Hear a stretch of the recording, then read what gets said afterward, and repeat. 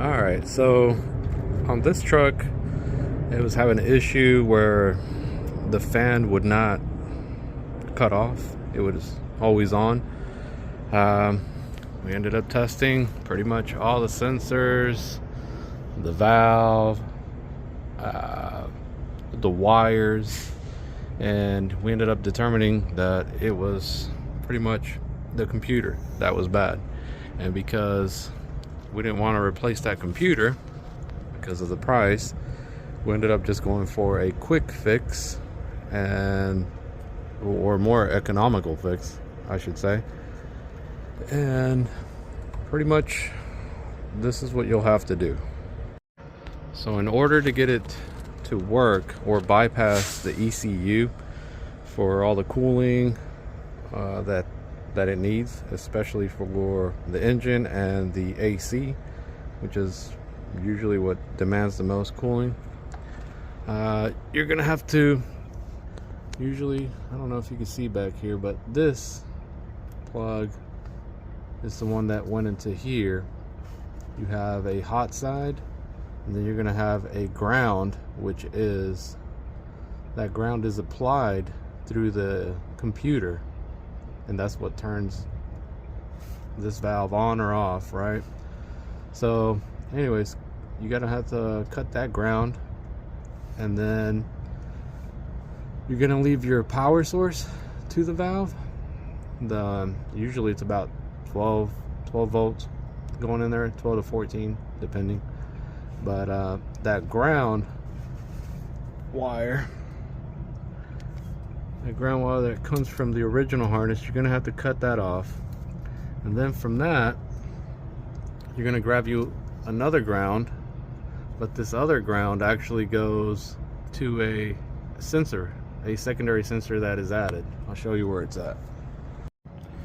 Alright, that secondary sensor, this is the wire that comes from the valve, that ground wire going down here. You're going to hook it up to one side of these sensors, either way, and then the other one, the other ground, is either you got to ground it out anywhere on the chassis pretty much, and that sensor right there pretty much closes or opens your negative on there, your ground. I'll give you the part number on there too.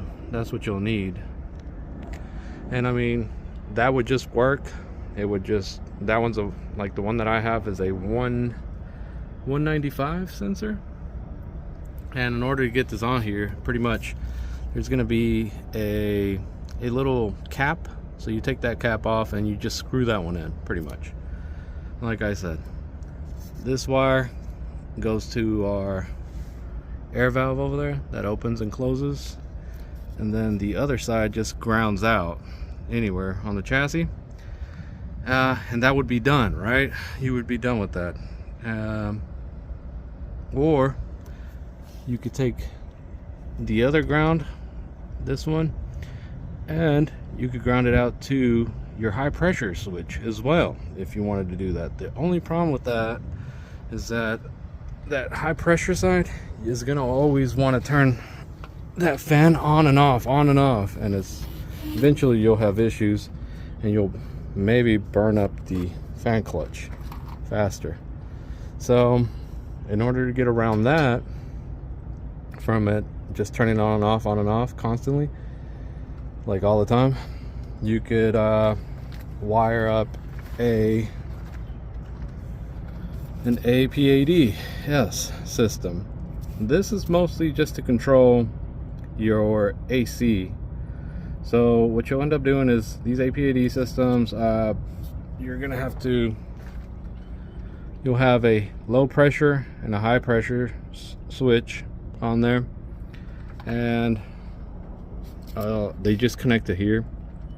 And then the way that I did it was actually connected, because this APAD, there's different ones too. Remember, there's some of them that will control your fan as far as turning on and off.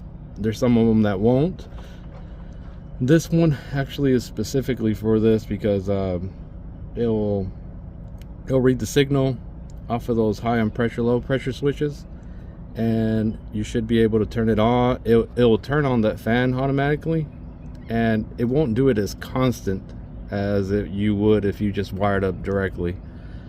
This one, I believe, either keeps the fan on for 45 seconds and maximum 3 minutes. So it does its own thing, which is honestly the best way to do it. So get you one of those, and it should turn on that fan on and off great. And like I said, you will need a sensor, but this is only to bypass the ECU that for the trucks. And the only reason we did that is because we didn't want to replace the ECU on this truck. So this is much cheaper, and you should be careful with these damn things. I've seen them online in a big range of prices. So some of them were 200 bucks, and I seen the same one going for about 750 bucks. So there is, you know, just shop around. There's definitely cheaper ones out there. You don't have to go for that $750 one. And I guess I'll show you what all the system works here. So, and also, I guess I could do a wiring diagram of what this looks like, so that way you can get a better understanding. And also, because of that system, we ended up adding a switch so you can turn the fan on and off from in here as well. But it will do it automatically, obviously, but if you want to turn the fan on just to keep it on, you can. Alright, so right now, this is the truck with the fan on.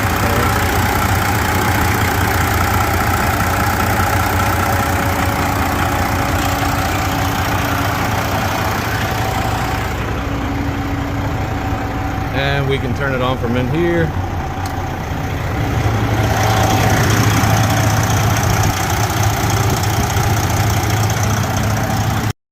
And also the APAD will turn it on too.